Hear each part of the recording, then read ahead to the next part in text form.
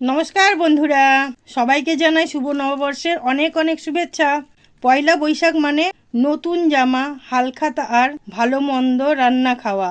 আপনাদের সবাইকে সঙ্গে নিয়ে আজ দুপুরে লাঞ্চ থালিটি সাজালাম। থালাতে প্রথমেই রাখলাম এক বাটি গরম গরম সাদা ভাত, এক বাটি বাসন্তী পোলাও, আর রাখলাম এক বাটি মিক্সড ফ্রাইড রাইস।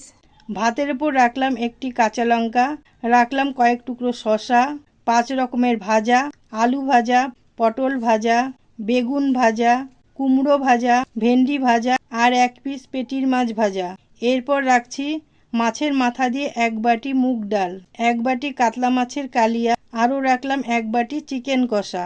এরপর আছে প্লেটে লাল লাল মিষ্টি তরমুজ এবং সবশেষে রাখলাম এক গ্লাস ঠান্ডা ঠান্ডা জল।